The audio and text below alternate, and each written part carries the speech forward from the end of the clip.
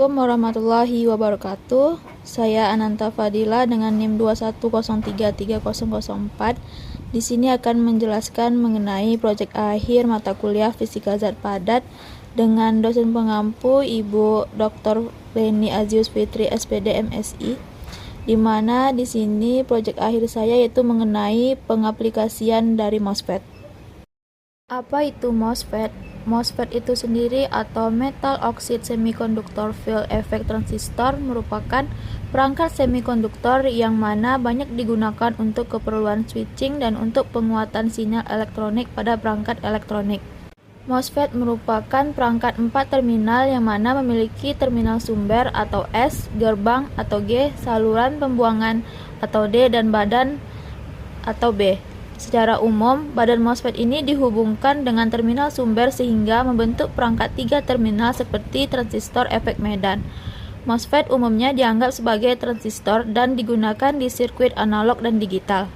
MOSFET dapat berfungsi dalam dua cara. Yang pertama yaitu ada mode penipisan, di mana ketika tidak ada tegangan pada terminal gerbang, saluran menunjukkan konduktasi maksimumnya. Sedangkan ketika tegangan pada terminal gerbang positif atau negatif, maka konduktivitas saluran menurun. Yang kedua yaitu mode peningkatan, di mana jika tidak ada tegangan pada terminal gerbang, maka perangkat tidak dapat mengalirkan arus. Ketika ada tegangan maksimum di terminal gerbang, maka perangkat menunjukkan peningkatan konduktivitas. Lalu, bagaimana prinsip kerja MOSFET? Prinsip utama perangkat MOSFET adalah mampu mengontrol aliran tegangan dan arus antara terminal sumber dan terminal pembuangan. Ia bekerja hampir seperti saklar dan fungsionalitas perangkat didasarkan pada kapasitor MOS. Kapasitor MOS adalah bagian utama dari MOSFET. Permukaan semikonduktor pada lapisan oksida di bawah yang terletak di antara terminal sumber dan terminal pembuangan dapat dibalik dari tipe P ke tipe N dengan menerapkan tegangan gerbang positif atau negatif. Kita menerapkan gaya tolak untuk tegangan gerbang positif, maka lubang yang ada di bawah lapisan oksida terdorong ke bawah bersama substrat. Daerah penipisan dihuni oleh muatan negatif terkait yang berhubungan dengan atom asektor ketika elektron tercapai, saluran dikembangkan. Tegangan positif juga menarik elektron dari sumber N positif dan daerah drain ke dalam saluran. Jika tegangan diterapkan antara saluran dan sumber, arus mengalir bebas antara sumber dan saluran, dan tegangan gerbang mengontrol elektron dalam saluran. Alih-alih tegangan positif, jika kita menerapkan tegangan negatif, saluran lubang akan terbentuk di bawah lapisan oksida. Berikut contoh pengaplikasian yaitu saklar kontrol kecerahan otomatis pada lampu jalan. Saat ini banyak lampu yang kita amati di jalan raya terdiri dari lampu pelepasan intensitas tinggi.